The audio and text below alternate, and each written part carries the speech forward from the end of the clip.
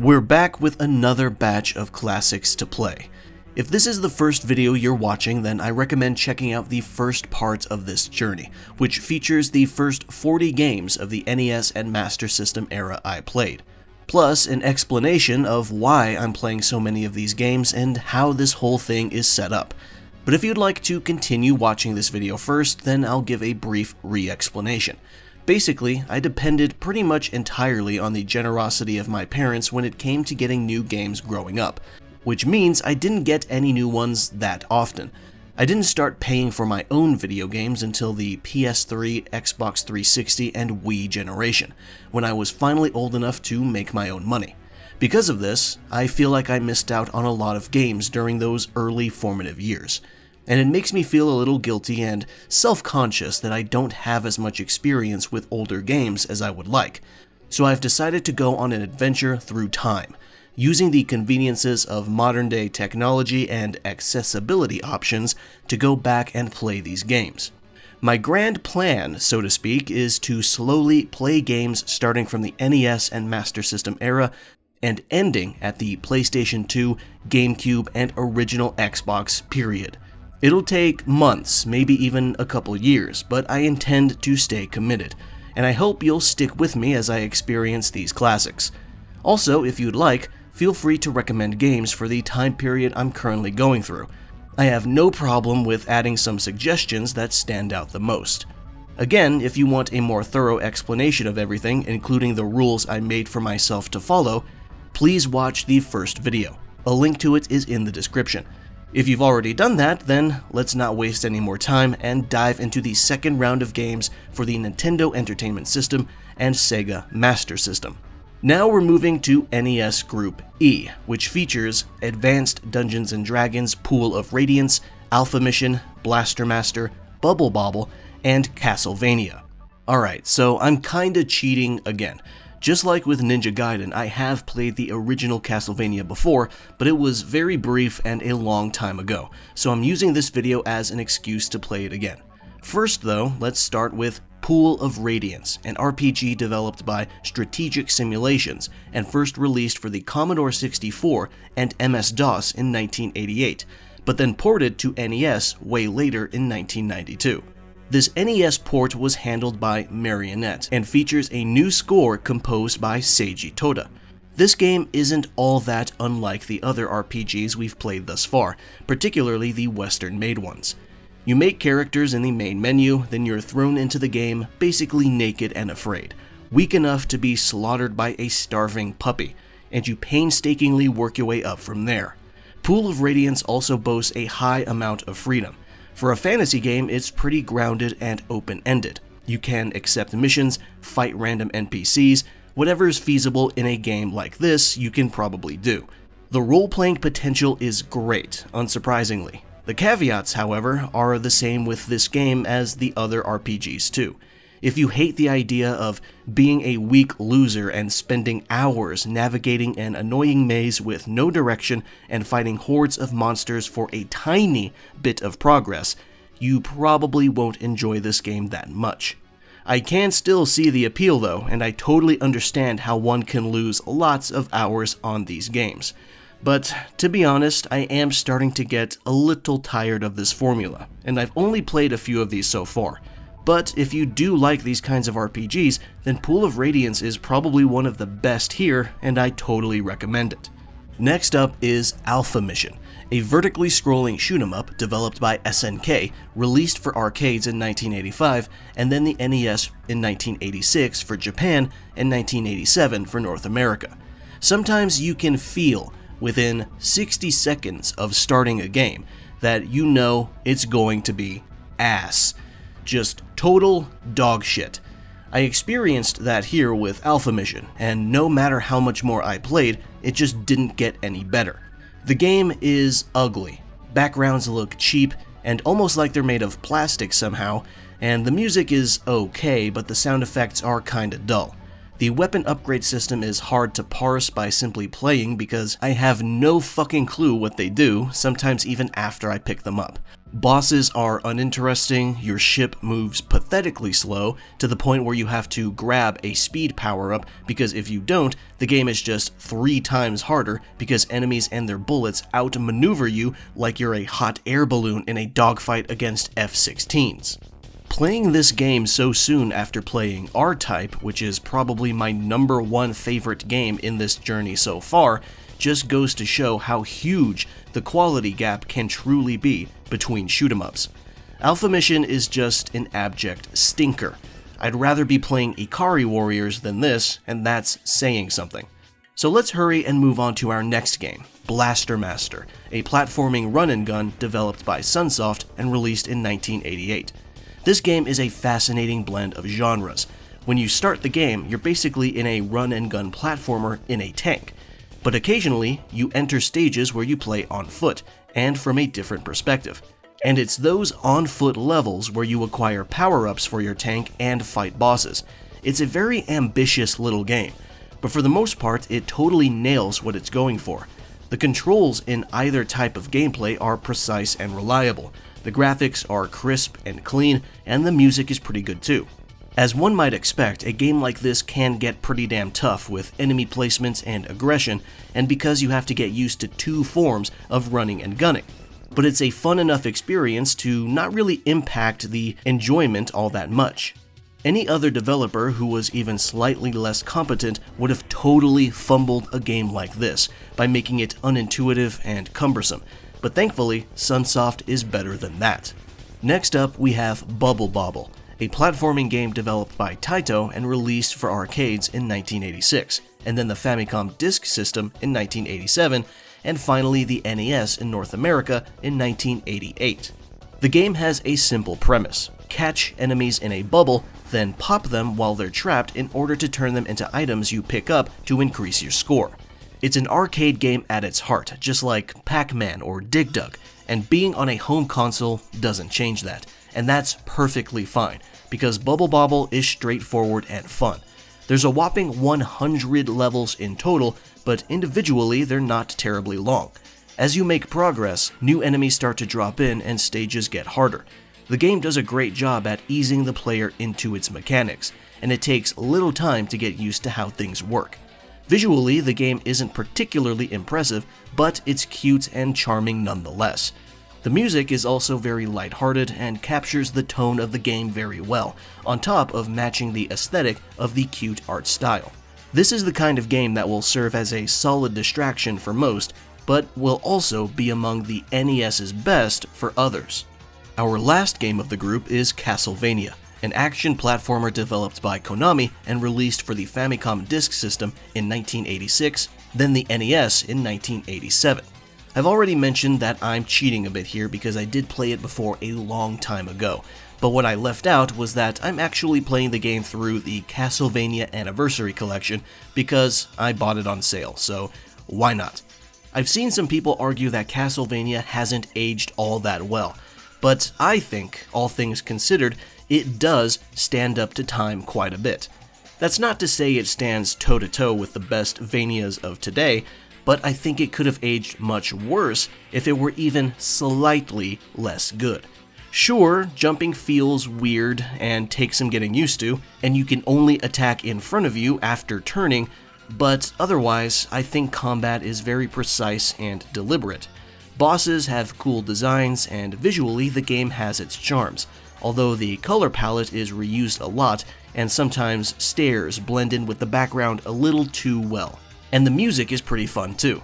I know that some later games are considered much better, and I'm looking forward to them, but for what it's worth, the original Castlevania still has some sauce to it. This concludes NES Group E.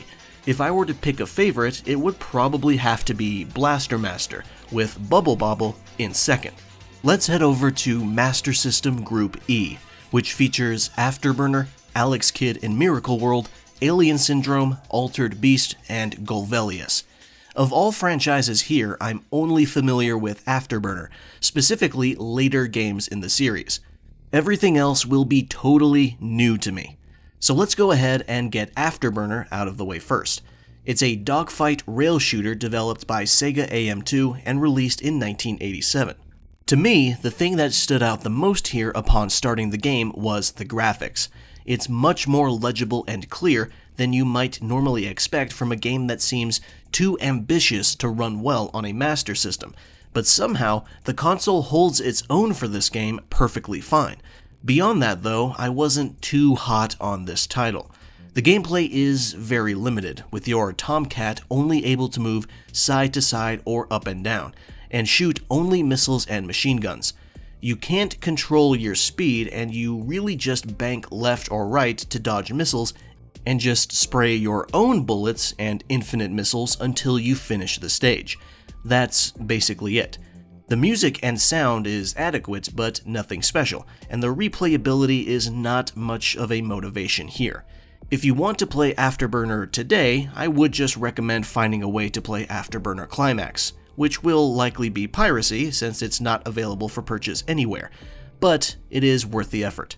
Our next game is Alex Kidd in Miracle World, a platforming game developed by Sega and released in 1986.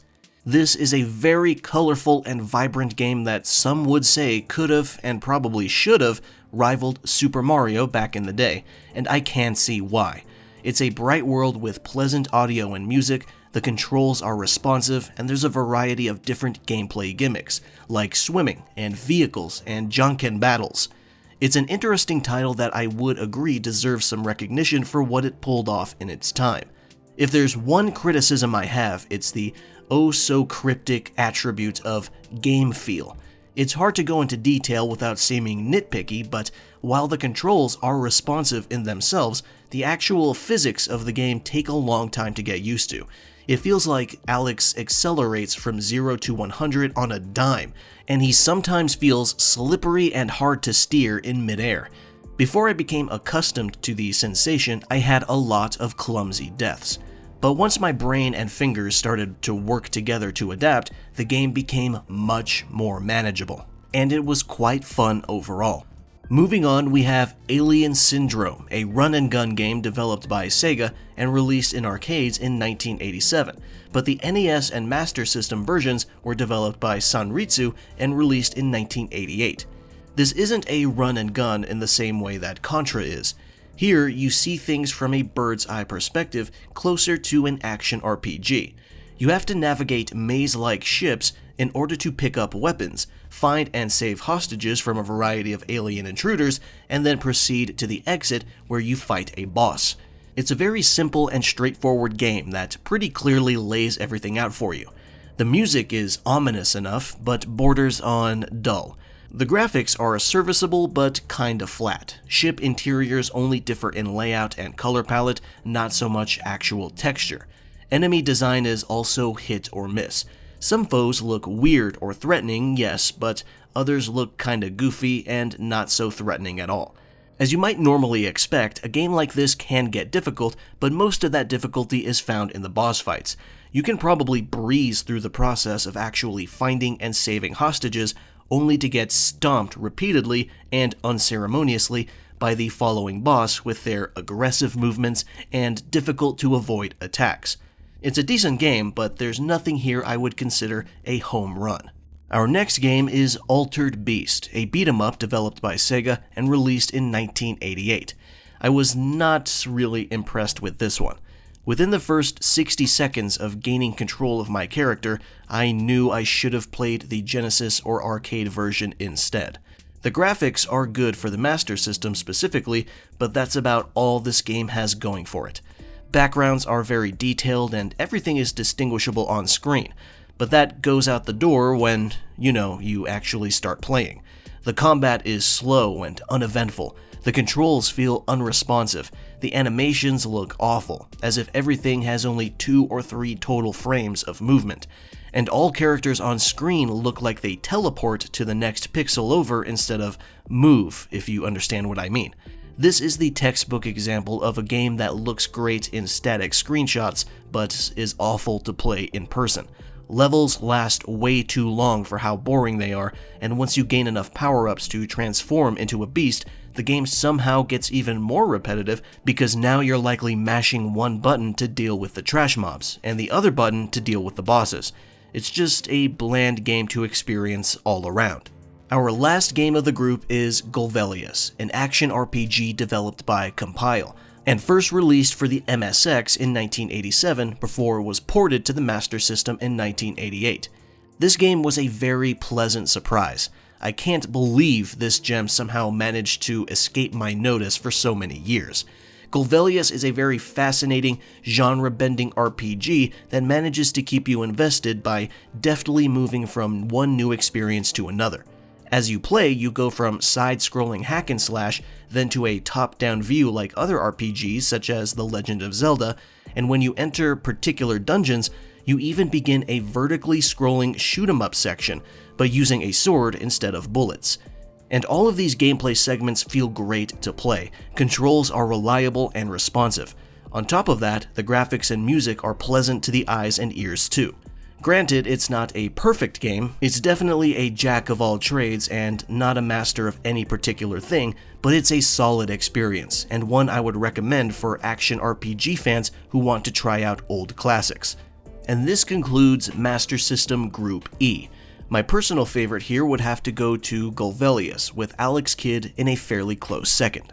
Now it's time for NES Group F, which includes Contra Force, Defender 2, Double Dragon 2 The Revenge, Dragon Warrior 2, and Galaga Demons of Death. Yep, we are continuing the Dragon Quest and Double Dragon adventure in the same group once again. And I'm once again kinda cheating because, of course, I've played Galaga before, but I'm curious about this NES port, so I'm going to give it a shot. First though, we're starting off with Contra Force, a run-and-gun game developed by Konami and released in 1992. This is a spin-off of the Contra series and has no direct story relation to previous entries. Now, at its core, this could be a really interesting game. It adds a special extra layer of replayability and strategy by allowing you to choose your own character with their unique arsenal of weapons. There's a healthy mix of shooting and platforming, and as you might expect, the enemy placement is sometimes downright ruthless. It feels like a Contra game at heart. But there's one major weakness that simply cannot be ignored: the dreaded slowdown. The game manages to run at an acceptable frame rate and speed until a second enemy dares to pop up on screen, or in some cases, too many environmental hazards have the gall to move at the same time, and the game needs to handle it by slowing to a crawl, combined with some awful flicker that is just ugly to see. The graphics are fine, and the sound is fine, and the gameplay is mostly there, but the slowdown and flicker makes this borderline unplayable. The second game of the group is Defender 2, a horizontally scrolling shooter first released in 1981 for arcades and developed by VidKids. It later received an NES port made by HAL Laboratory. The first thing anyone would notice about this game is that it looks and sounds like a game from 1981. Meaning, graphically, this isn't a game that really stands up to other shoot-'em-ups on the NES or even the Master System. The sprites, specifically enemies, are simplistic to the point where they barely look like anything at all. And the sound? Yeah, nothing to write home about. It's tolerable, but it fits the visuals in terms of looking like an old game that was ported to a newer platform. That being said, the gameplay is slick as hell. The controls are very responsive, and the frame rate is buttery smooth. I had no trouble whatsoever making sharp maneuvers when I needed to, and I was firing bullets as often as I could mash the button. It felt great. The only criticism I would have on the gameplay front is how quickly the camera shifts direction with your ship. You can go to the left or right, but the camera tries to stay a little bit ahead of you to ensure you don't get any nasty, sudden surprises. That is honestly appreciated, but your ship can move back and forth so insanely fast that the camera movement can feel jarring, if not disorienting. Regardless though, it is a very smooth feeling game. Next up is Double Dragon 2 The Revenge, a beat-em-up developed by Technos Japan and released in 1988. I enjoyed the first game earlier, so how does the follow-up compare? Well, frankly, I would say I prefer this game over the first. It's an upgrade in multiple key ways. It looks great, about as good as a beat-em-up could probably be on the NES. The character sprites are clear and distinct, and the stage backgrounds are detailed. The colors pop and give every level some vibrancy. The sound effects are also distinguishable and don't get tiresome after mere minutes. The controls are tight and responsive, and the combat doesn't suffer from any weird hitbox quirks or jankiness. Fighting against trash mobs feels great, but tougher enemies do have the problem of being unable to be stunned, which basically means unavoidable hit trading. So the only way to reliably deal with them with minimal damage is to execute special moves, which, just like the first game, require some button combinations that take a while to get used to. Still, it's a solid game overall, and I would say I give it the edge over Double Dragon 1. Following that is Dragon Warrior 2, also known as Dragon Quest 2, which is an RPG developed by Chunsoft and released in Japan in 1987. Then North America a very lengthy 3.5 years later. The first game was enjoyable, but its age was pretty apparent, as it had a super simplistic, grindy gameplay loop that many RPGs had in this era. I don't expect that to change much here, but I was hoping for some improvements, and thankfully, there were. For starters, I didn't feel like I had to start the game grinding for as long as the first one. I gained a few levels quite quickly. The sound and music were just as good, if not better, and the sprites, particularly in battle, were great too. That all being said, there were still some annoyances. First off, the game is pretty brutal, much more so than the last. Even in spite of gaining several levels, a battle could go south pretty quickly, especially when turn order felt totally and utterly random. You basically have to assume you will always go last. And that's on top of the equally random encounter rate, which is so varied you can walk across an entire continent without a fight, or get into a fight every single step for multiple consecutive steps. It feels way less consistent here than in Dragon Warrior 1. Now, some people do seem to hate this game based on what I've seen, and I can kinda understand why, but I don't think it's without some strengths. Now, the final game of the group is Galaga Demons of Death, a fixed shooter developed by Namco and first released in arcades way back in 1981. This arcade classic was given an NES port, among others, and I just wanted to see how it felt. And yeah, it is definitely Galaga. It feels great overall, though I must admit I don't enjoy being allowed to have only 2 shots on screen at once, but hey, that's just the limitations of some games. The audio isn't much to write home about as a game from the early 80s, but as an arcade port of a beloved classic, you could do much worse than the NES version, I'm sure. Not much else to say about it really. You either like Galaga or you don't. Anyway, this concludes NES Group F. If I were to pick a favorite, I would say it would be Double Dragon 2 with Dragon Warrior 2 in second place. Now we're moving on to Master System Group F, which features the Cyber Shinobi, Fantasy Zone 2, Miracle Warriors, Power Strike, and Psycho Fox. With the exception of Fantasy Zone, which I played in the last video, I'm not familiar with any other franchise here, so this is going to be a totally new experience for me. First up is the Cyber Shinobi, a side-scrolling hack-and-slash developed by Sega and released in 1990. This one is awkward, to say the least. Graphically, the game looks pretty good, but it feels like the massive status bar segment taking up the entire top third of the screen is there because the game would probably barely run at all if that real estate was used for actual gameplay. Now that's because combat is kinda slow in a way that feels like the game would be chugging if it were even slightly more demanding. It's hard to explain, but if you ever play it, you might feel it too. Combat itself is adequate, and that's about the most praise I can give it, because when you're not using any of your limited ammo projectiles, you have to deal with a sword slash and a kick that has just abysmal range. I've played fighting games with jabs that feel like a mile long compared to these moves. It's not a terrible game, it's just forgettable. But depending on who you are, that might be worse. Next up is Fantasy Zone 2, a horizontally scrolling shoot-'em-up developed by Sega and released in 1987. I quite liked the first game, so I wasn't against the idea of this one simply being more of the same. I would accept that. But honestly, it wasn't just more of the same, it was actually a bit better. The first thing I noticed was how much more detailed and vibrant it was than its predecessor, which is saying quite a bit because Fantasy Zone 1 was indeed very vibrant. The graphics and aesthetics of this sequel are even stronger. The gameplay has the same structure and goal, but it was also much harder. It wasn't a hair-pulling experience like other shoot-'em-ups, but there's definitely a gap here between itself and the previous game. If there's any weakness here to speak of, it's probably the audio, which isn't surprising at this point for the Master System.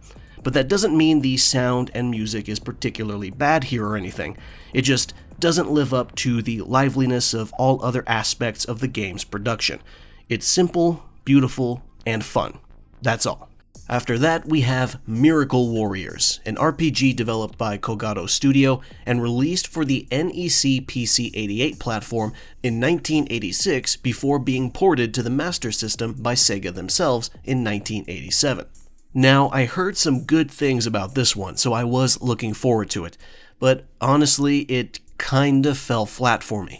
It's another RPG with a very mundane beginning where you're super weak and desperately need to grind a bit before you can do anything meaningful, and the overworld UI is very weird.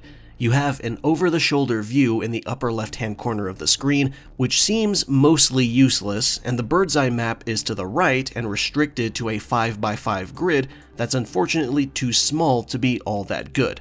I'm fine with the party info panel taking up the entire bottom half of the screen, but the grid should have been the priority here. The graphics are quite nice and the sound is good too, and I'll admit the combat goes by fast. Now I can see why people would love this game and go to bat for it, but I just wasn't really vibing with it in the time I played. It's just bogged down so much by the paint-by-numbers pacing and the mostly horrible UI. Our fourth game of the group is Master of Darkness, an action platformer developed by Sims, and first released in 1992 for the Game Gear, but ported to the Master System a year later, but only for Europe, it seems. If you can't tell already, this is straight up Castlevania for the Master System, and it spares all effort in hiding it. That's not to say it's a bad game though. If you really enjoyed NES Castlevania, then there might be something for you here. Visually, the game looks great. Stage backgrounds are super detailed, enemies are very distinctive and recognizable, it's just an easily readable experience with a good frame rate. The sound is also not too bad. The melodies are simple, but add to the level. The gameplay is about what you'd expect: frequent encounters with ghouls and bats, some platforming, picking up various items and weapons, all that Castlevania jazz. The controls are also very responsive and reliable. As far as blatant clones go, you could do much, much worse than Master of Darkness. If you enjoy old Castlevanias, I do recommend giving this one a try. The final game of the group is Psycho Fox, a platforming game developed by Vic Tokai and released in 1989. This was an overall pleasant game, but it does take some getting used to. The graphics are great and the colors really pop, so while the enemy designs are forgettable and sometimes barely recognizable, the levels themselves have a lot of character. And the music and audio are easy on the ears. The game has multiple power-ups to play with, like being able to change forms to different animals with their own strengths, and the ability to wipe out all enemies on screen. But the gameplay is very much momentum focused, and what I mean by that is, the game hates it when you slow down. Gaining speed is kind of a pain in the ass because you have to keep the right button pressed for up to 2 full seconds before you actually reach a decent speed, and your speed does transfer to your jumps. So if you're at a full stop and then jump while pressing forward, you move almost 0 pixels. So if you're not ready to commit to speed, you'll probably find the platforming of this platformer rather irritating. This is exacerbated by the many leaps of faith you'll be forced to take while playing. But if you are ready to slam on the accelerator, there is fun to be found here. And that concludes Master System Group F. If I had to pick a favorite, I would say it's Fantasy Zone 2 with Master of Darkness in a probably surprising second place. Now let's head into NES Group G, which includes Ikari Warriors 2 Victory Road, Karnov, Ninja Gaiden 2, Power Blade 2, and Ultima Quest of the Avatar. Yeah, we are definitely entering sequel territory now, and some of these I'm not completely looking forward to, namely Ikari Warriors, because I did not have a favorable opinion of the first one. But hey, we'll see how it goes. So let's just rip the band-aid off and start with that. Ikari Warriors 2 is a run-and-gun video game, and just like its predecessor, the original arcade version was developed by SNK and released in 1986, but the NES port was made by Micronix and released in 1988. This already spells bad news, if I'm being honest, and frankly, my fears were correct. I'll be real here. I could only stand to play this game for a few minutes. It's somehow even worse than the first game. I didn't think that would be possible, but as soon as the game starts, I am immediately blasted by an ugly stage with absolutely hideous character and enemy designs, and music and audio that simply makes my brain feel like it's getting a sandpaper massage, and the controls are slow and heavy and feel completely out of place next to all the enemies who move way faster than me. And then there's a totally horrendous minigame shoved in there for some reason too. This is just supreme dog shit, a true trash heap of the era. This game assaults all senses. It hurts my eyes, my ears, my fingers, and my nose, and out of morbid curiosity, I licked the monitor while running it just to confirm that yes, it hurts my tongue as well. Awful. With that out of the way, our next game is Karnov, a platforming game developed by Data East and released in 1987. The NES port was co-developed by SAS Sakata. Now this is a strange one. On one hand, there is a quirky but fun oddity within this game, with its strange premise of being a Russian circus strongman who can throw fireballs. There's various tools at your disposal, including more off-kilter ones that other platformers wouldn't think to have, like a ladder to help grab pickups beyond the reach of your jump. But there's definitely some glaring flaws here too, like the very weird hitboxes that are very poorly represented through the actual sprites. It also feels like Karnov steps off platforms too early because half his body is still overlapping it when he falls, and enemy projectiles seem to damage him even though it's still clearly a few pixels away from actually touching him. There is a charm to this game, yes. It has an interesting art style and surprisingly catchy music, but the gameplay aspect lacks a level of precision that other, better platformers have, and this could make or break the game for you. The third game of the group is Ninja Gaiden 2, an action platformer developed by Tecmo and released in 1990. The first game still stands the test of time and manages to be an enjoyable experience, if not also a tough-as-nails one thanks to merciless enemy placement. Unlike the first game though, I've never actually touched its sequel, so this is completely new to me. I was expecting good things though, and those expectations were met. This game is just great all around. It's fun, has great graphics and distinctive sprite work, the music is good, and the combat and platforming is fast and satisfying. Much like the first game, this one's also tough as balls, and in fact may even be tougher. The enemy placement is still utterly ruthless, and it'll take familiarity and quick reflexes to survive. But it wasn't always frustrating. I dare say this is better than the first game, and it only adds to the legacy of the NES Ninja Gaiden titles. I made the right decision putting this in the same group as Ikari Warriors 2, because this is an excellent palate cleanser to wash that garbage out of my mouth. Next is Power Blade 2, a platformer developed by Natsume and released in 1992. I actually enjoyed the first game a fair bit, so I had some high hopes for this. Good news though, I think it reached them for the most part. Much like its predecessor, Power Blade 2 is a merger of Mega Man and Contra, and it manages to combine those two experiences quite competently, at least from a gameplay perspective. The combat and controls are very consistent, reliable, and satisfying. The graphics are actually quite appealing. The sprite work is crisp, and the art direction is distinct and clean.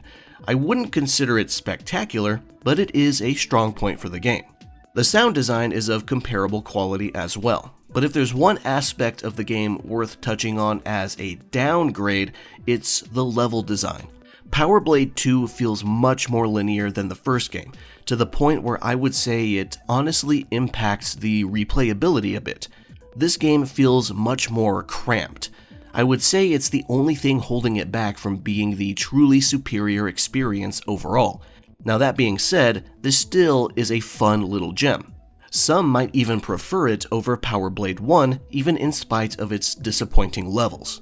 Our last game of the group is Ultima Quest for the Avatar, an RPG developed by Origin Systems for the Apple II in 1985, but ported to the NES by FCI and Pony Canyon in 1990. As much as I appreciate, respect, and occasionally enjoy RPGs from this era, I have been growing a bit weary of the ones I've played in this series so far.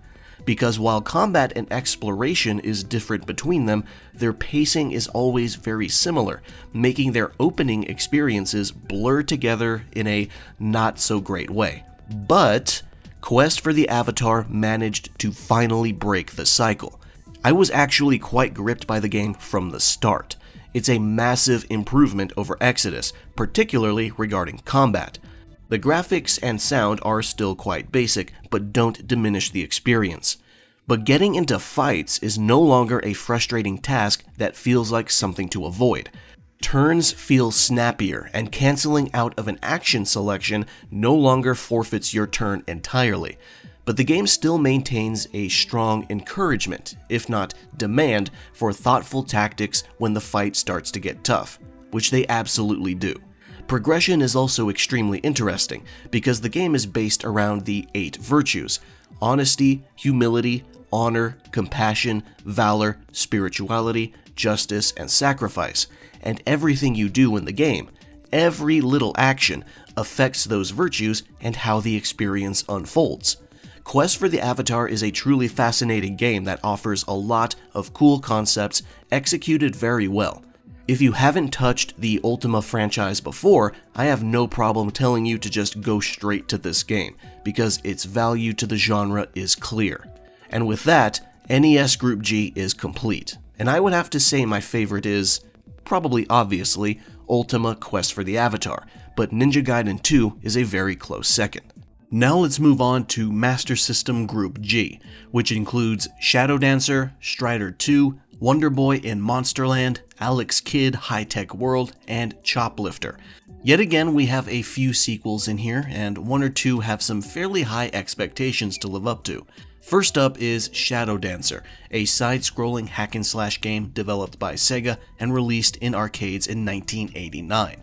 The Master System version was released in 1991 only in Europe and Brazil. This game is part of the Shinobi franchise, but came out before Cyber Shinobi, so I played the two games out of order.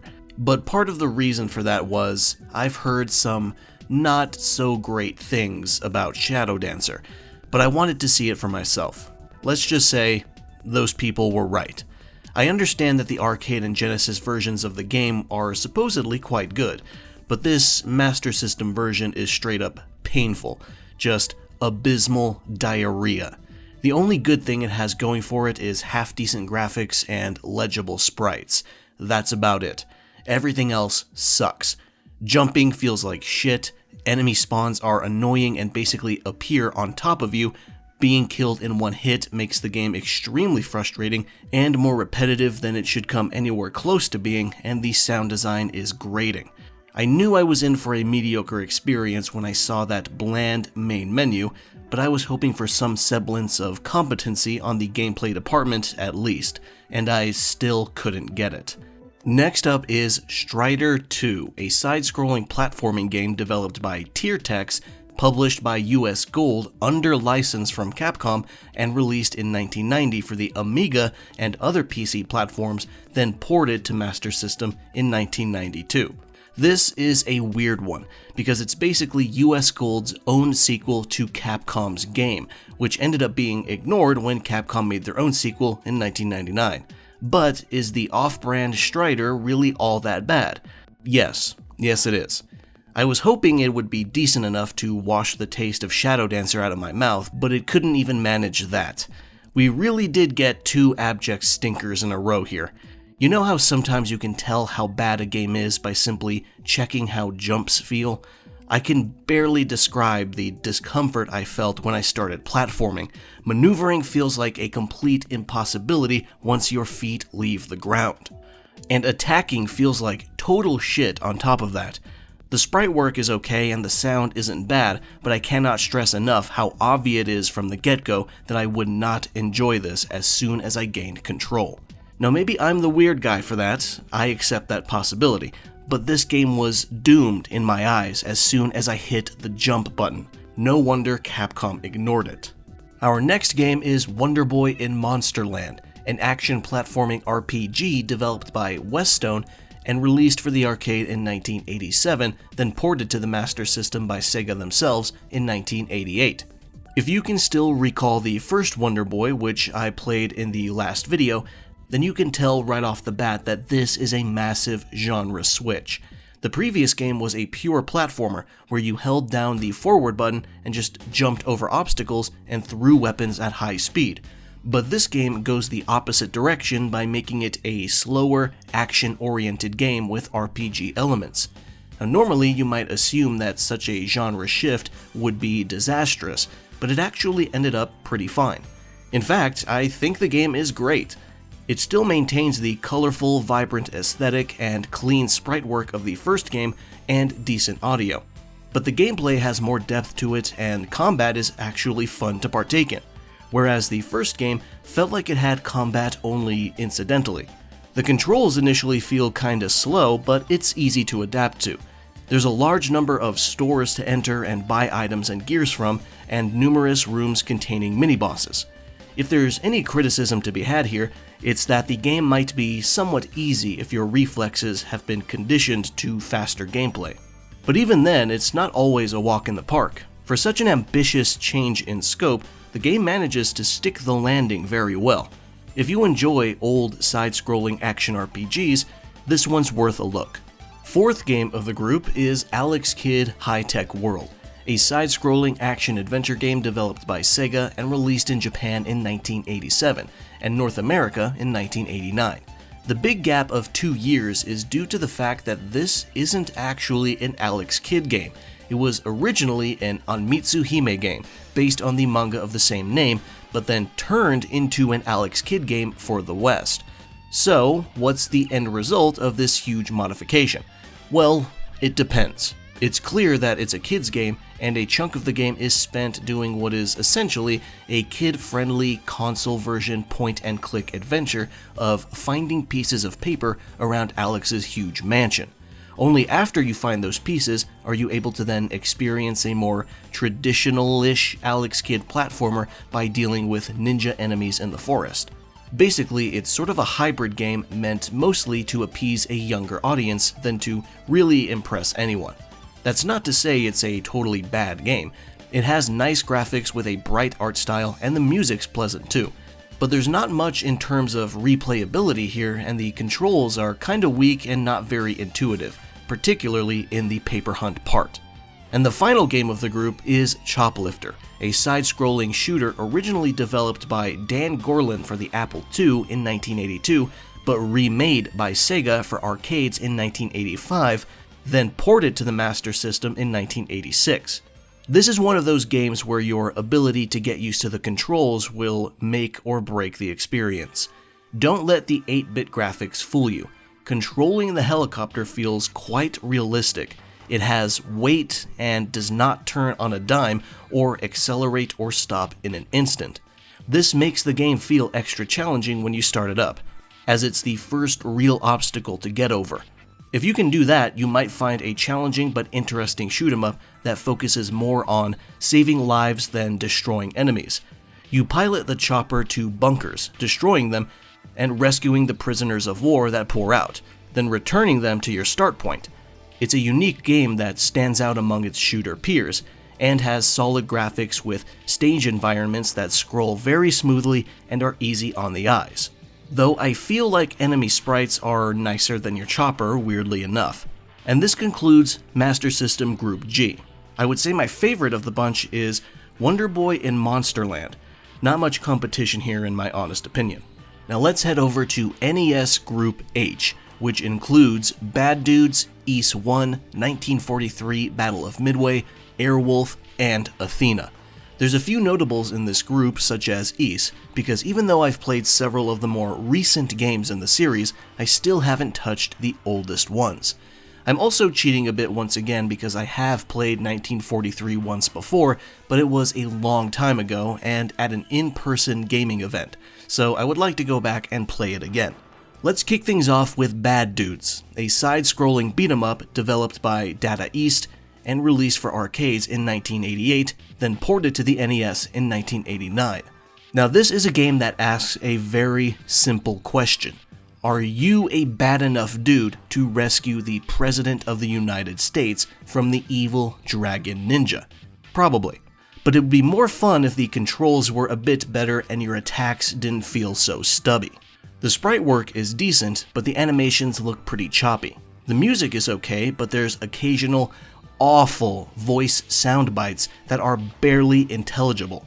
There's decent challenge to be found, but mostly with bosses who are not all that fun to deal with because the only real strategy available to you for dealing with them is just constant hitting and running for about 2 minutes.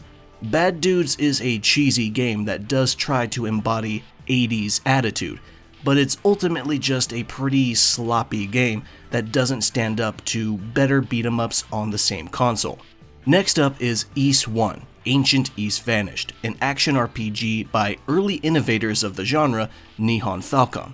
The game was first released for the PC 8800 series in 1987, but was ported to the Famicom in 1988. This version never released outside of Japan, so what I'm playing here is an English fan translation. I've played multiple later games in the franchise, but none of the early ones, so I'm really curious about this. It starts off somewhat similar to all the other RPGs I've played in this video and series so far. You're as weak as a sick kitten and need to carefully grind your way to the actual starting point to begin your real journey. But the real difference maker here is the combat. Weirdly enough, once you're kitted out and start exploring, there's no attack button.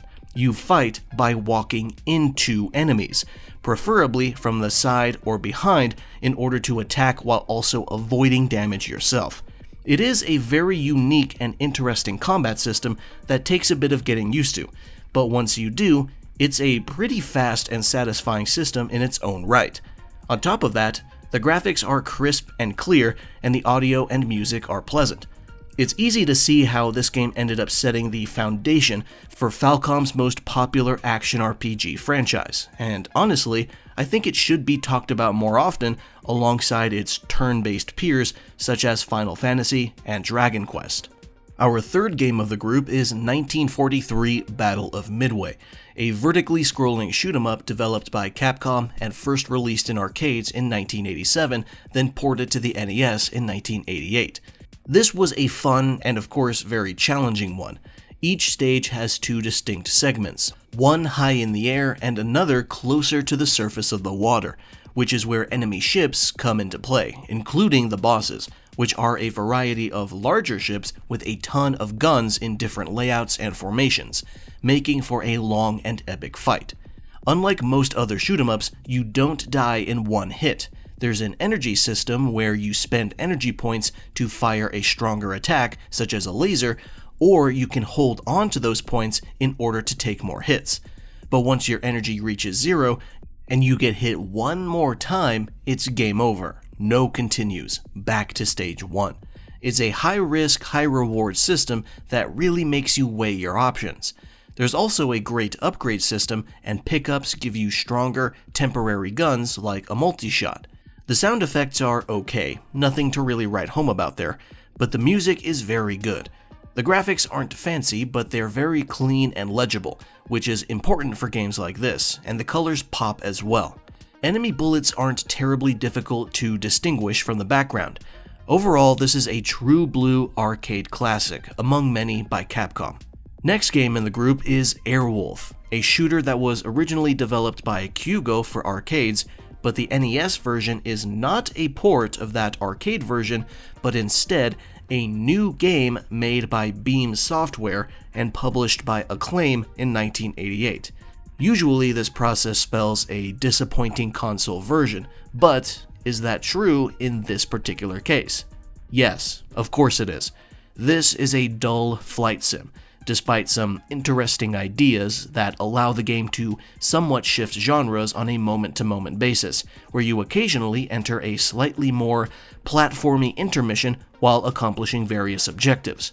The controls are easy to learn, but actual movement is slow and not very intuitive. It took a minute to realize that the start button was accelerate, which is a control scheme I don't think I've ever encountered before. The graphics are dull, a big splotch of textureless blue for the sky and a big splotch of textureless green for the ground, with the only detail to be seen in those rare platforming moments. The sound effects are equally flaccid and the music is repetitive because I think only one track exists. Not a very enthralling experience.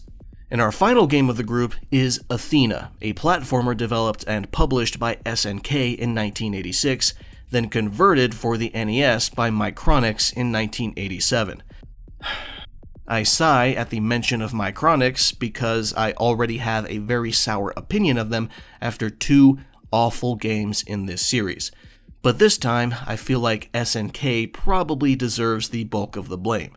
We might have reached a new level of shittiness here, because this garbage is a train wreck. Its status as irredeemable waste is obvious from the word go, with the grating sound effects that attack my eardrums before the gameplay even begins. And when it does, it somehow goes further downhill. Attacking feels awful, jumping feels awful, collision detection feels awful, level design is boring and has mechanics that don't seem to serve a purpose, the graphics are colorful, but the detail is otherwise bland, and the music is annoying. The best thing I can say about this game is that it manages to start up and function, but considering the experience waiting for you past the start screen, that might actually be a bad thing too. Just abysmal dogshit all around. And this concludes NES Group H, and the contenders for my favorite are pretty obvious because they're the only two that didn't suck. 1943 Battle of Midway and Ys. Moving on to Master System Group H, which features Dead Angle, Enduro Racer, Lord of the Sword, RoboCop vs. the Terminator, and Kenseiden. With the exception of RoboCop vs. Terminator, simply because of their movies, this batch of titles is totally foreign to me. I think I've heard of Enduro Racer before, but I can't be totally certain. Let's start off with Dead Angle, a shooter developed by Seibu Kaihatsu and released in 1988. The Master System has a light phaser gun controller most commonly used for ports of shooter arcade games like this, but Dead Angle decides to go all in on the gamepad controls instead, and the end result is pretty damn bad. The game wants you to not get hit, as you can tell by the obvious reminder every time you lose a life, but that's a chore in itself, because your aiming reticle is slow and you can't move your character silhouette without also moving your reticle, so moving and aiming in different directions is impossible. Your only hope for some consistency is to weirdly aim up so you float 10 feet in the air and shoot down at your enemies while bobbing up and down over and over again. The incredibly choppy and slow animations also negatively affect screen legibility on top of that. Enemies are animated at about 5 frames per second, which drops further to about 2 frames per second when you have the gall to allow 3 enemies on screen at once. It's just not a smooth experience overall. And finally, with little in the way of power-ups and weapon variety, it's just a highly repetitive game that only the biggest fans of early shooters will get any enjoyment out of. Next we have Enduro Racer, a dirt bike racing game developed by Sega and published in 1986 for arcades and 1987 for the Master System. Now this one's pretty decent. There are some things to enjoy here. The graphics are fairly plain, but the sprite details are pretty distinct. There will be no racers blending into the track. The controls are quick and precise, and riding the bike generally feels pretty good. The game is also at an isometric viewpoint like Paperboy. You gain points by going as fast as you can down the track, passing other racers as you go, and you spend those points for better bike performance, which does matter quite a lot. One cool thing about the game is that, unlike other racers, your AI competitors are not infallible. You will actually see them occasionally crash and respawn too. It's a nice detail. If there are any complaints, it's probably how ruthless the game is with its game overs. There's no saving or continues. If you crash in the final track, you're done. Back to the beginning. Enduro Racer's definitely not an all-time classic, but it's a decently fun dirt bike racing game that's worth checking out if it sounds right up your alley. Our third game of the group is Lord of the Sword, a side-scrolling action-adventure game developed by Sega and released in 1988. Unlike the last two games, this one never had an arcade version. It was made for the Master System from the get-go, and my hopes are that this means it doesn't suffer from less than stellar or just awful performance. Now thankfully, I was correct in this assumption, but only in regards to performance. The game does run quite smoothly, and I never experienced any pesky slowdowns. The actual gameplay, however, is quite the mixed bag. I can see why some people would enjoy this very straightforward action-adventure game.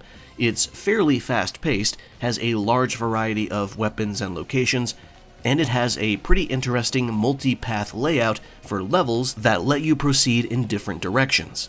But that's about the best I can say for it. The combat is extremely basic, with one button for your sword and the other for your bow, which you probably won't use as often. Jumping is placed on the up button of the D-pad, which honestly doesn't feel that great to use. But thankfully, platforming isn't a huge thing in this game. Sprites are okay, and the music can get pretty repetitive with only 5 distinct tunes, and only 2 of which you'll hear with any consistency. I wouldn't call Lord of the Sword a particularly bad game, but it definitely pales in comparison to other action-adventure games of its era. The fourth game of the group is RoboCop vs. the Terminator, a run-and-gun game developed by, well, a lot of different studios. It was first developed by Virgin Games for the Genesis, but ported to the SNES by Interplay and the Game Gear and Master System by NMS Software. This port was pretty solid though. It's not an all-timer by any means, but as far as action platformers go, it's definitely worth a shot. The controls are simple: move, jump, shoot, and climb, but they're very responsive and reliable. Despite how fast RoboCop moves, he somehow manages to still feel, or look at least, somewhat heavy. The graphics are probably the most standout thing about the game. The sprites are pretty crisp and the level design is detailed and distinct. RoboCop himself looks really cool and he's animated quite well. If there's any issues to really speak of, it's the dreaded slowdown that happens if you're unlucky enough to have multiple enemies on screen or if you rapidly fire your weapon. It can be a bit of an annoyance. Overall though, RoboCop vs. the Terminator is a decent action game, and I can see how young fans of either movies would enjoy it. I bet I would have when I was a kid. And our last game of the group is Ken Seiden, a side-scrolling action game developed by Sega and released in 1988. This game's kind of a strange one. On a conceptual level, it's got some things going for it, like a cool, historical Japanese aesthetic with nice sprites and environments, and some hint of Metroidvania blood running through its veins. That'll be enough for some people, but for me, the game manages to drop the ball with its insane difficulty, super simplistic combat, and sluggish movement.